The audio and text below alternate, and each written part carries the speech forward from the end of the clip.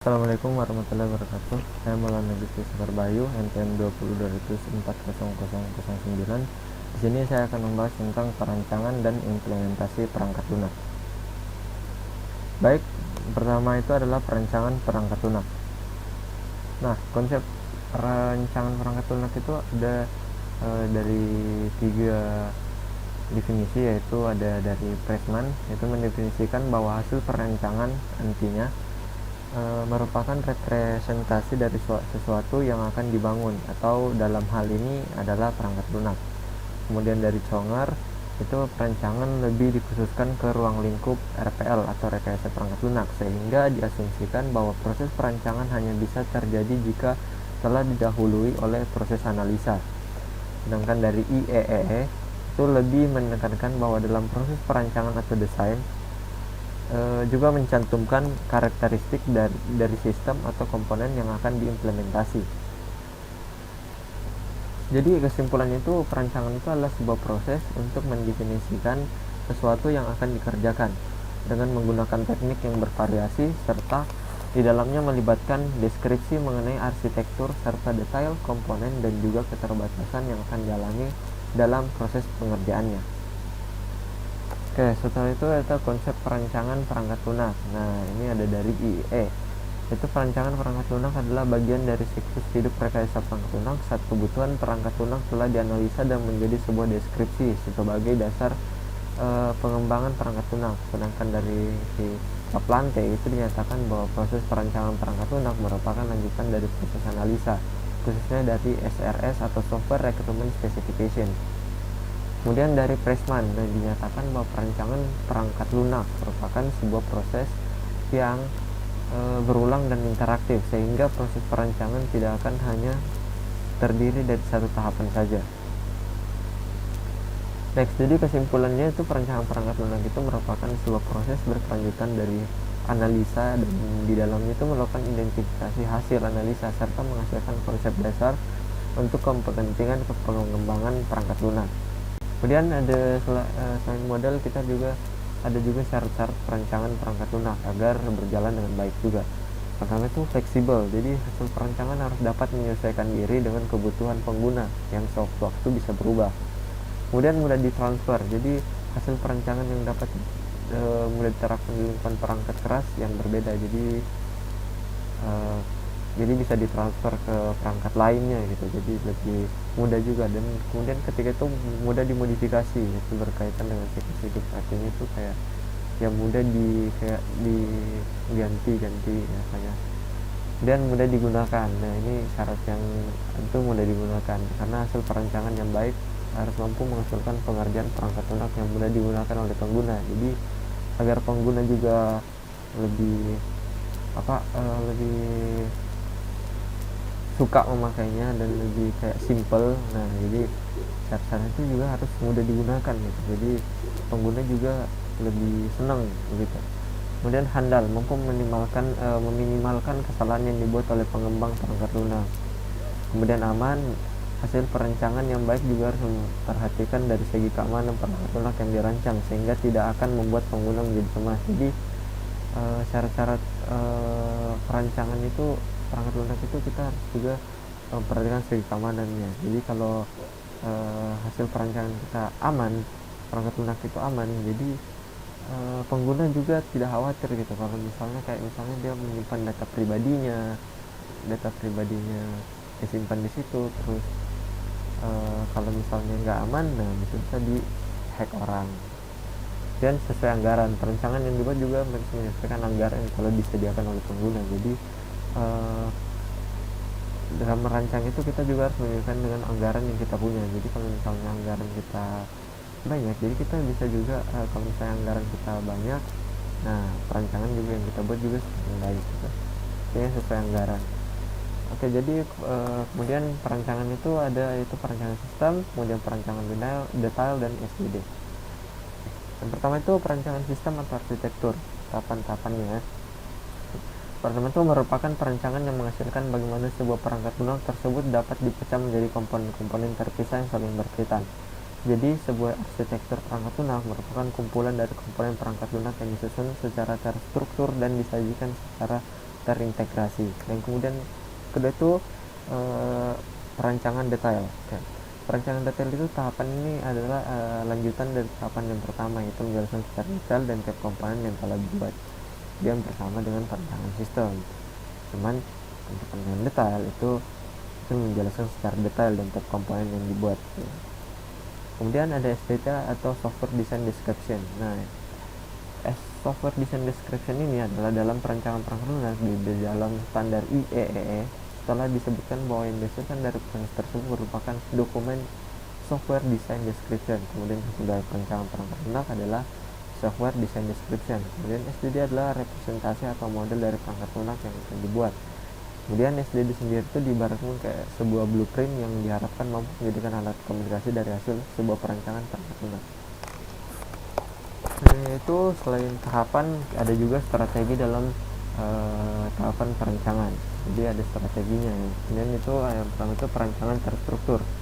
Merupakan strategi perancangan paling klasik, yakni dengan membagi hasil analisa kebutuhan ke dalam hierarki yang terbagi dalam level tertentu. Contohnya itu atau data flow diagram. Kemudian ada perancangan berbasis objek. Strategi ini dalam istilah aslinya itu disebut sebagai OOD atau Object Oriented Design, dan dianggap menjadi strategi perencanaan paling modern. Contohnya itu UML atau Unified Modeling Language.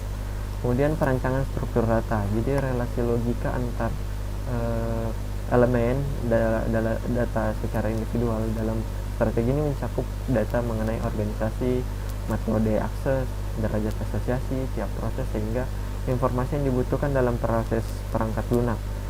Kemudian perancangan berbasis komponen. Strategi yang disebut sebagai CBD atau Component Based Design ini melakukan pemecahan hasil analisa ke dalam komponen-komponen yang lebih kecil. Dari hasil pemecahan tersebut selanjutnya diintegrasi ke dalam sebuah dokumentasi yang terintegrasi.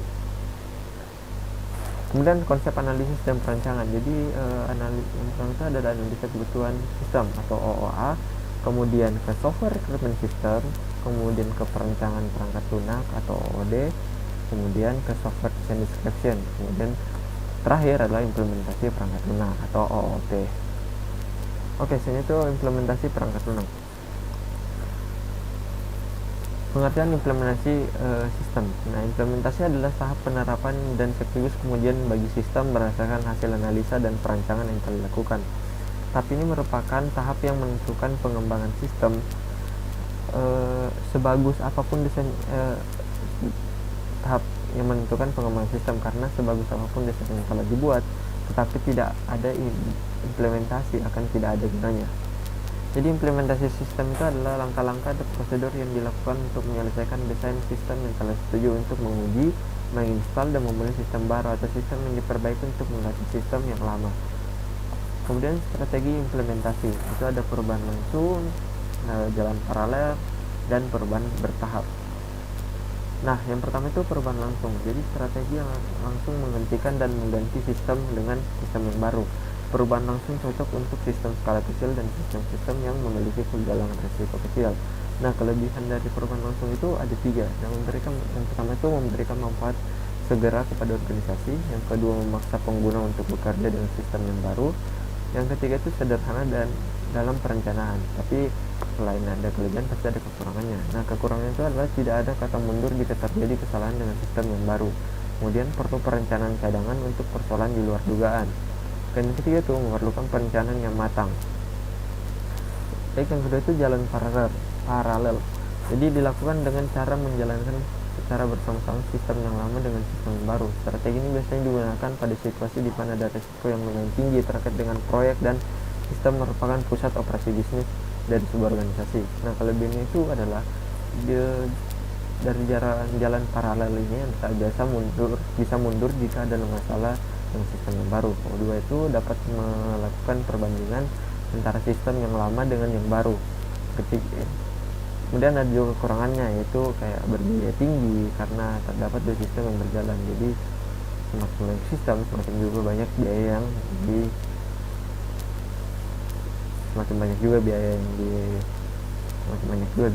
dipakai ya.